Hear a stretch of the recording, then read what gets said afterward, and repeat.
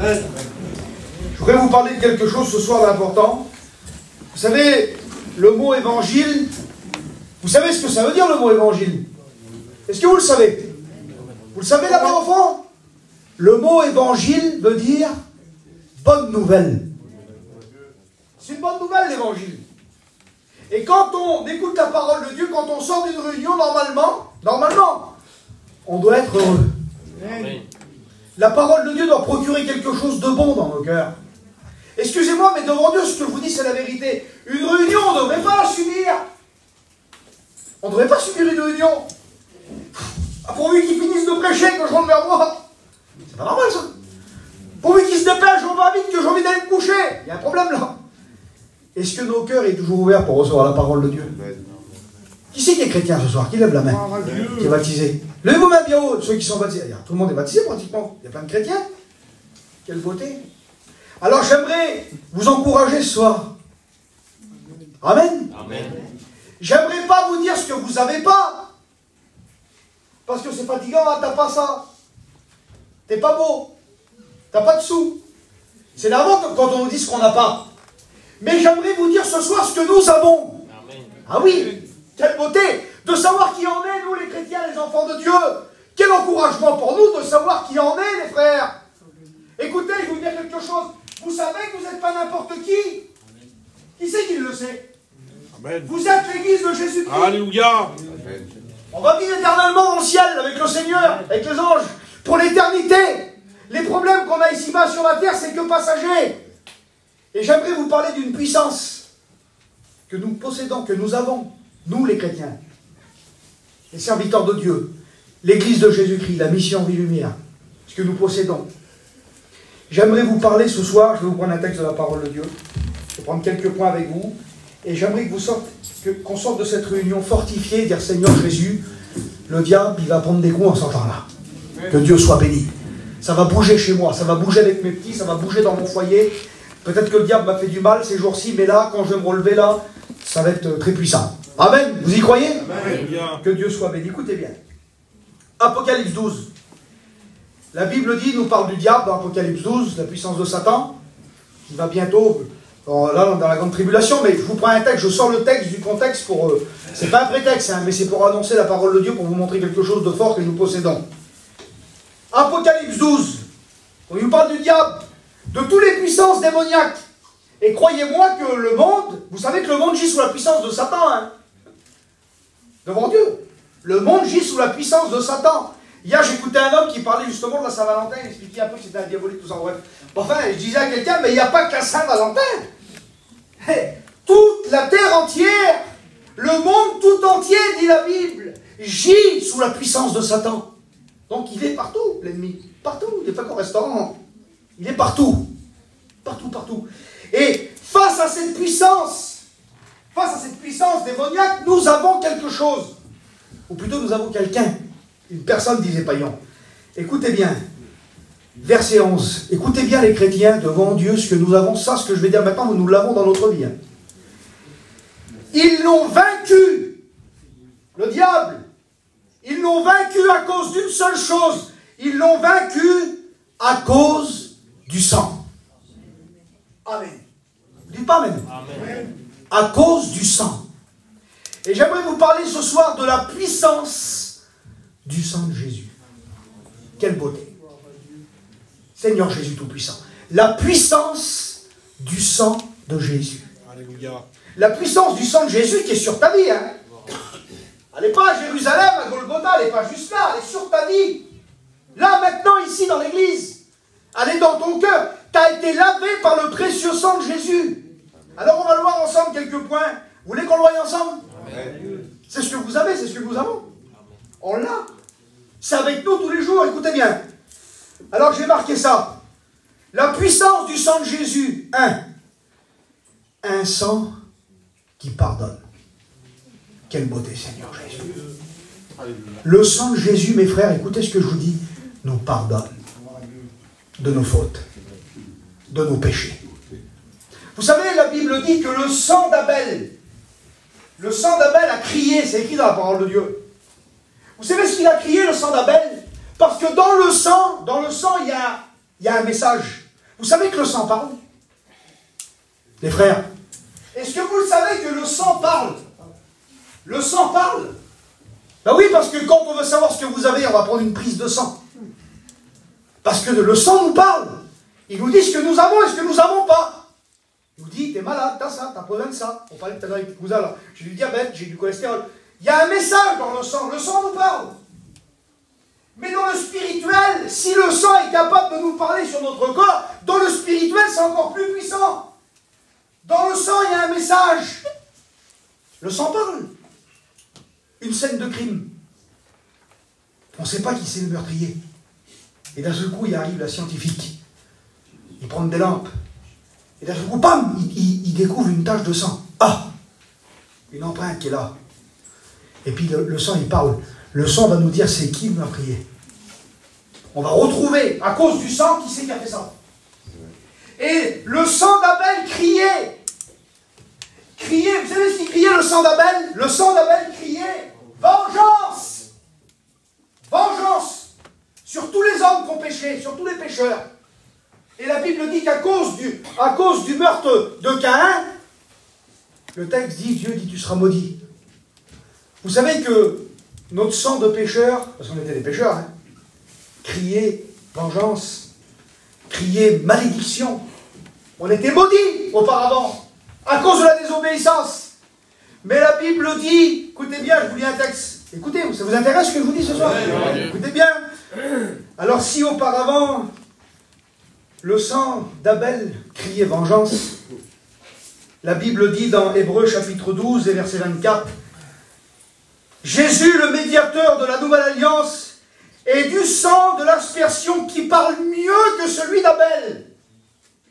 Écoutez, le sang de Jésus parle mieux que celui d'Abel. C'est beau quelqu'un qui parle bien, mais quelqu'un qui parle mieux, tout le monde lui parle mieux. C'est mieux ça. Quand c'est mieux, c'est mieux. Quand on dit ça c'est mieux que ça, c'est que c'est plus fort, c'est plus puissant. Eh bien, j'aimerais vous dire quelque chose. Si le sang d'Abel criait vengeance, le sang de Jésus parle mieux. Il crie pardon. Amen. Il crie pardon. À la croix du Calvaire, qu'est-ce qu'il a dit le Seigneur? Père, pardonne-leur. Et j'aimerais vous dire, mes frères et sœurs, écoutez ce que je vous dis. Que vos péchés, écoutez ce que je vous dis, c'est important. Vos péchés. Qui c'est qui a des péchés? Ah oui, je suis un pécheur, moi, comme vous. J'aimerais vous dire, mes frères et sœurs, que vos péchés, passés, présents, ça peut arriver, et peut-être même futurs, ont été pardonnés à cause du sang. Ah oui, parce que demain, ça peut arriver de mettre un genou à terre, hein, mais tu peux toujours revenir et te repentir et demander pardon. Et si tu es sincère, Dieu peut te pardonner. Amen. Le sang de Jésus crie pardon. Et vous savez, c'est quand qu'il a crié pardon, le sang de Jésus? Il a crié pardon il y a 2000 ans à la croix de Golgotha. J'étais même pas né, Adam. T'étais né il y a 2000 ans, toi? T'étais pas né. Dieu connaissait toute ma vie. Je ne sais pas combien de temps je vais vivre sur la terre. Peut-être jusqu'à 80 ans. Mais à la croix du Calvaire, Dieu connaissait les 80 ans. Alors je le dis, je vais vivre à 80 ans, j'espère. Enfin, j'espère pas, j'espère que le Seigneur va revenir avant. Hein. Mais quand Jésus a dit, Père, pardonne-leur, il y avait toute ma vie devant lui. Vous réalisez ça? Que quand Jésus est mort à la croix, qu'il a dit, Père, pardonne-leur, il y a toute ta vie. Vous savez, des fois on va au cimetière, moi j'ai un copain qui était serviteur de Dieu, il est parti près du Seigneur. Et puis là, tu vas devant la tombe, il y a une date de naissance et une date de décès. Au milieu, il y a un trait. Ça, c'est la vie de l'homme. Et bien, quand Jésus a dit, Père, pardonne-leur, il a pardonné toute la vie de la personne. Il n'a pas pardonné qu'une partie de la vie. Il a pardonné toute notre vie. Le sang de Jésus nous purifie. Il nous pardonne. Donc, c'est un sang qui nous pardonne. Quelle beauté, mes frères. Ah oui? Quel encouragement, l'ancien. Parce que des fois, la semaine, c'est pas terrible pour mon cousin. Des fois, ah, coup de colère, monsieur, alors la chair, là, c'est dur. Mais je viens au culte. Et puis, je viens devant mon Seigneur. Ah, Dieu, pardonne-moi, Seigneur. Barodel, excuse-moi, je regrette, Seigneur, ce que j'ai dit. Et tu sens, vous vous sentez accusé, là? Non, je me sens aimé. Je sens le sang du Seigneur qui vient sur moi, qui me dit, ouais, tu prends ta Sainte Seine, que Dieu soit béni. Ah oui, mais il faut regretter. Il faut demander sincèrement pardon à Dieu. Et dire, Seigneur, je marche avec toi. Que Dieu soit béni. Ça, c'est un sang puissant. Que Dieu soit béni. Donc, si le sang d'Abel criait vengeance, le sang de Jésus criait pardon. Amen. Alors, si Jésus vous a pardonné, écoutez, qui c'est qui l'a pardonné, le Seigneur? Alors, pardonnez aussi. Pardonnez. Mes frères et sœurs, écoutez, Dieu vous a pardonné, alors pardonnez. Amen. Deuxième point, je vais aller vite fait, je ne vais pas être très long. Le sang de Jésus crie pardon. Quelle puissance! Le sang de Jésus crie aussi un sang qui protège. Vous savez qu'il y a une protection dans le sang de Jésus? Il y a une protection devant Dieu. Écoutez ce que je vous dis, Seigneur Jésus. Tous ceux qui sont chrétiens et de nouveau, c'est important ce que je vous dis ce soir. Vous êtes protégés. Il y a une protection sur vous. Et écoutez, je vais vous dire quelque chose. Lorsque la mort, et j'ai dit hier à la réunion à l'Église d'Argan, lorsque la mort a frappé en Égypte, écoutez ce que je vous dis. Lorsque la mort a frappé en Égypte, le Seigneur a envoyé la mort qui a frappé. Et écoutez ce que le Seigneur dit. C'est quand même terrible. Je dis, Seigneur, quelle beauté. La Bible dit, l'Éternel dit dans Exode, chapitre 12, verset 12, « Cette nuit-là, je passerai. » C'est Dieu qui va passer avec la mort, écoutez bien. « Cette nuit-là, je passerai dans le pays d'Égypte et je frapperai tous les premiers-nés du pays d'Égypte. Depuis les hommes jusqu'aux animaux, j'exercerai mes jugements contre les dieux d'Égypte. Je suis l'Éternel. » Écoutez bien ce qu'il dit maintenant. « Le sang vous servira de signe. » Quelle beauté, Seigneur.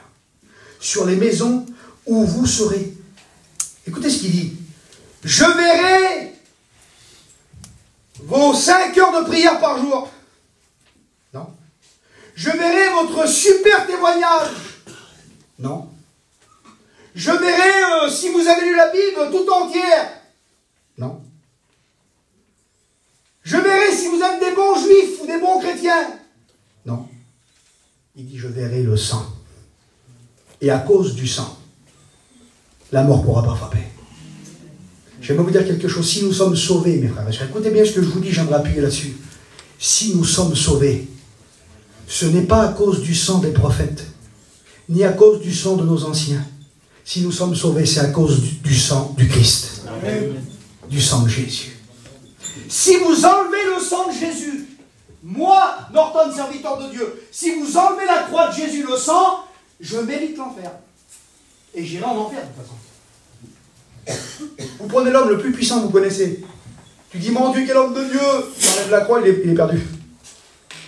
Parce qu'on est sauvé à cause du sang. Il y a une protection sur vous. Que Dieu soit béni. Vous n'êtes pas n'importe qui, vous, l'église de Jésus-Christ. Nous, l'église de Jésus-Christ. On est les chrétiens. Il y a le sang du Seigneur sur nous, mes frères et sœurs. On est protégés. Écoute ce que je te dis. Les démons ne peuvent rien contre toi. Ils peuvent rien. Ils peuvent te faire peur, ils peuvent faire du bruit, ils peuvent te décourager, tout ce que tu veux. Mais ils ne peuvent pas toucher à ton salut. Tu es sauvé. À cause du sang.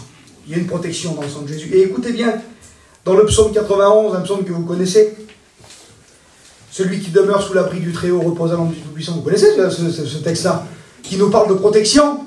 Nous parle de protection, hein. Celui qui demeure à l'abri du Très-Haut repose à l'ombre du Tout-Puissant. Je dis à l'Éternel, mon rocher, ma forteresse. Écoutez bien. Il dit, mon Dieu en qui je me confie, c'est lui qui me délivre de la peste de ses ravages. Écoutez bien ce qu'il dit. Il te couvrira de ses plumes. Qu'est-ce que ça veut dire, ça? Mais il est en train de faire référence à l'homme qui rentrait dans le lieu très saint. Le lieu très saint, il rentrait, le sacrificateur, il y avait les 2 chérubins avec les ailes déployées qui nous représentaient Dieu, si vous voulez. Les plumes étaient là. Et là, il y avait quoi en dessous des plumes? C'est là où on mettait le sang. Il y a une protection. Et je vais te dire quelque chose. Le sang de Jésus te protège tout le temps. Quand tu pries et quand tu ne pries pas. Quand tu es un super chrétien, tu es à la réunion tous les jours et que des fois tu es un peu fatigué. Le sang de Jésus te protège. Que Dieu soit béni. Nous ne méritons rien.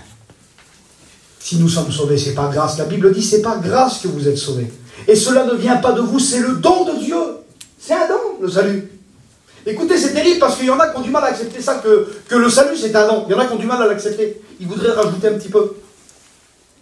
Et Dieu dit dans la parole de Dieu, le don gratuit de Dieu. Il insiste, le Seigneur, de dire que c'est vraiment gratuit. Hein.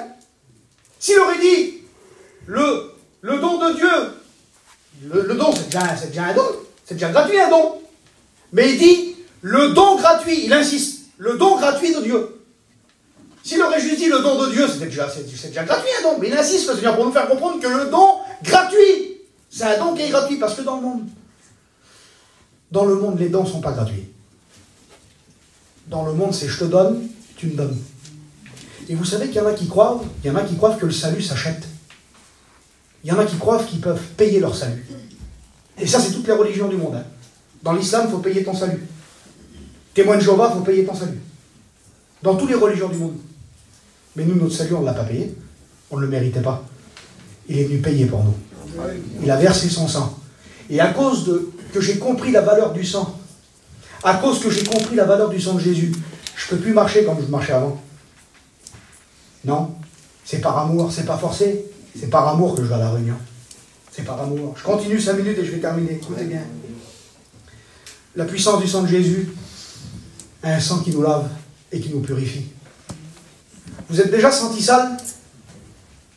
Se sentir sale, c'est terrible quand tu te sens sale. Quand tu étais en mission, là, tu as monté le chapiteau, tu as tapé avec la masse, et puis tu as en sueur, tu as lavé les campings, tu es fatigué, tu as fait de la route, tu te sens mal. Dis-moi la vérité, le corps, là, tu te sens vraiment mal. Alors tu n'attends plus d'avoir l'eau, tu arrives au milieu de la place. À quelle heure qu'ils ont mis l'eau, les hommes? À quelle heure qu'il y a le courant? Bah oui, tu n'attends plus que la douche, le chauffage, vite que tu te laves, que tu te sens frais. Tu as besoin de te laver.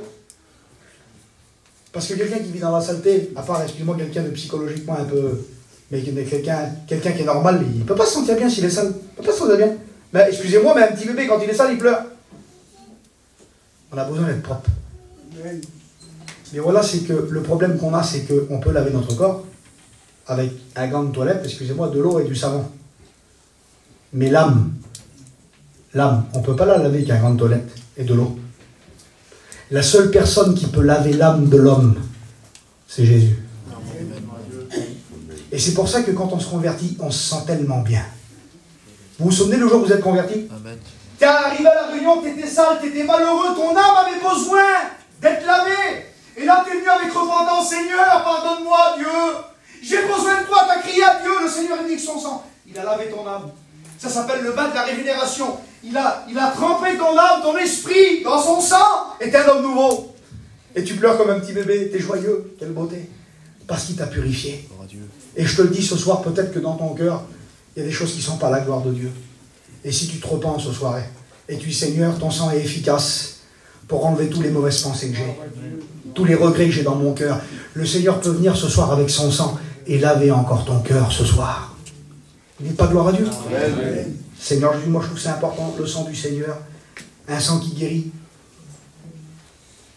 Un sang qui guérit les corps. La Bible dit, c'est par ses meurtrissures que nous sommes guéris. Un sang qui guérit toujours, qui guérit aussi l'âme. Parce que l'âme a besoin d'être guérie, mes frères et sœurs. Que Dieu soit béni. Je vais terminer maintenant. Un sang qui nous rachète. La Bible dit qu'on était rachetés par son sang pour appartenir à quelqu'un d'autre. Auparavant, on était sous la loi de Moïse. Les frères, on appartenait à un autre. On était sous la malédiction de la loi. Vous savez qu'avant de devenir chrétien, on était maudit. C'est important ce que je vous dis. Peut-être personne ne le savait, ça. Avant de devenir chrétien, on était sous la malédiction de la loi. On était maudit. Mais à cause du Christ, on était racheté de la malédiction de la loi pour appartenir à un autre. Et depuis 22 ans, c'est pour ça qu'on ne s'appartient pas. Vous ne vous appartenez pas. On ne s'appartient pas à nous-mêmes. On a été racheté par le Seigneur. Il nous a rachetés par son sang. Tu appartiens à Dieu aujourd'hui. Et comme tu appartiens à Dieu, tu ne peux pas faire ce que tu veux. Parce que tu lui appartiens. Tu es à lui. Alors écoute bien, je te dis quelque chose. Hein. Si vous lui appartenez, écoutez voir, c'est important ce que je vais vous dire. Si vous lui appartenez, il ne va pas vous jeter à la poubelle. Hein. Il va prendre soin de vous. Il vous aime. C'est un Dieu d'amour que vous avez. Et qui ne vous rejette pas, qui vous tend la main. Les hommes nous rejettent. Excusez-moi, mais je dis, les hommes sont méchants. Le cœur de l'homme est méchant. On vit dans un monde méchant, mes frères et sœurs. Mais Jésus est gentil. Amen. Jésus est bon. Amen. Jésus est rempli d'amour. Et je termine maintenant avec le dernier point. Avec Hébreux chapitre 10, verset 20, je termine maintenant. Écoutez la puissance de son sang. Écoutez bien, je lis le dernier verset pour ceux qui s'intéressent peut-être. Son sang nous a ouvert la voie. Il y a une route qui est ouverte. Auparavant, cette route était fermée. On n'avait pas accès, on ne pouvait pas y aller. Mais à cause du sang, le Seigneur, il a ouvert cette route-là. Je lis, c'est dans Hébreux, chapitre 10, verset 19. Ainsi donc, nous avons au moyen du sang de Jésus, vous ne voyez pas la puissance qu'il y a dans le sang de Jésus, hein. Nous avons au moyen du sang de Jésus une libre entrée dans le sanctuaire. Ça veut dire quoi? Dans la présence de Dieu. Tu peux rentrer dans la présence de Dieu. Tu peux rentrer ce soir à cause du sang. Pas à cause de ta gentillesse. Pas à cause que tu pries bien. Il y en a qui croient que pour rentrer dans la présence de Dieu, il faut bien prier. Il faut avoir une belle voix. Pas à cause que tu viens devant avec les mains levées et tu te mets à genoux. Pas à cause de ça. À cause d'une seule chose. Du sang. Tu te présentes devant Dieu avec le sang. Seigneur, Jésus, à cause de ton sang, je peux m'approcher de toi, Seigneur. Quel privilège que tu as. Alors ne vous privez pas de rentrer dans la présence de Dieu. Alors je vais prier maintenant. On va fermer nos yeux si vous voulez. On va fermer nos yeux, on va prier. Seigneur Tout-Puissant, éternel Dieu. Seigneur, tu vois les fardeaux lourds.